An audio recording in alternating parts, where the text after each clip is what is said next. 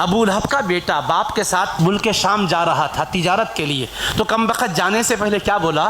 اب بھی میں آتا ہوں، محمد صلی اللہ علیہ وسلم کو جا کر ان کے رب کے بارے میں ایسی باتیں سناتا ہوں جس سے ان کا دل دکھے گا۔ تو حضور کے سامنے آ گیا اور اللہ کے خلاف حضور کے سامنے بولنے لگا۔ جب خدا کی بارگاہ کی گستاخی مصطفیٰ کے سامنے کھڑے ہو کر کی، حبیب کو تکلیف ہوئی، حبیب کی زبان سے نکلا اللہم سلط علیہ کلبا من کلابک، اے اللہ تیرے کتوں میں سے کسی کتے کو اس پر مسلط فرما دے۔ اور حبیب سے ایسی گستاخی کی، مصطفیٰ کی چادر کو کھینچ کر پھاڑ دیا، گستاخی کی۔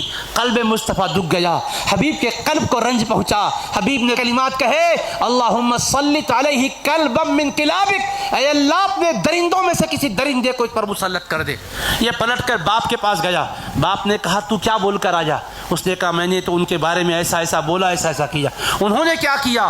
انہوں نے یہ جواب میں کہا کہ اے اللہ تو اس پر کسی درندے کو، کتے کو مسلط کر دے۔ تو وہ کہنے لگا ارے جو وہ بولتے ہیں وہ ضرور ہو کر رہتا ہے، اب تیری ہلاکت کا تو وقت آنے ہی والا ہے۔ اب وہ سفر میں جانے کا فیصلہ کر لیا تھا، اس کی حفاظت کرتے ہوئے لے کر گیا، ایک مقام پر پڑاؤ ڈالا تو وہاں کا راہب بولنے لگا ارے تم لوگ یہاں پر کیوں پڑاؤ ڈال رہے ہو؟ یہ زمین ایسی ہے، یہاں درندے، بھیڑیے، شیر ایسے ہی چلتے پھرتے ہیں جیسے بکریاں چلتے پھرتے نظر آتی ہیں۔ اب وہ ایسا وقت تھا یہاں سے کہیں جا نہیں سکتے تھے۔ اس نے کیا کیا؟ اپنی قوم کے لوگ جو ساتھ تھے ان کو جمع کیا، جمع کر کے کہنے لگا تم جانتے ہو میں بوڑھا ہو چکا ہوں، میرے بڑھاپے پر رحم کرو، میرا یہ لخت جگر ہے۔ اس کے بارے میں محمد صلی اللہ علیہ وسلم نے ایک خطرناک جملہ کہا ہے، مجھے ڈر ہے کہیں درندہ اس کو کھانا جائے، لہٰذا تم پورا ساز و سامان جمع کرو۔ وہ کہنے لگے تو سردار ہے، جو تو بولے گا ہم سننے کو تیار ہیں۔ سارا سامان جمع کر دیا قافلے والوں نے،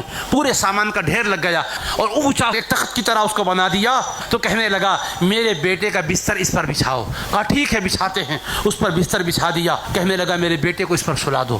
ٹھیک ہے کہہ کر سب نے اس کو چڑھا دیا، اس پر سلا دیا اور کہا تم آزو بازو اطراف سے اپنے اپنے بستروں کو لگاؤ، پہرا دیتے بھی رہو، تم اس کا خیال کرتے رہو، اس لیے کہ انہوں نے کہا تھا کوئی نہ کوئی درندہ اس کو کہیں کھا جائے گا، مجھے ڈر ہے۔ یہ کہہ کر پورا پہرا بٹھا دیا۔ اللہ کی شان، رات کا کچھ وقت گزر گیا، جنگل کے درندوں میں سے ایک درندہ آ گیا شیر، اور آ کر ایک ایک کو سونگنے لگا جو سو رہے تھے۔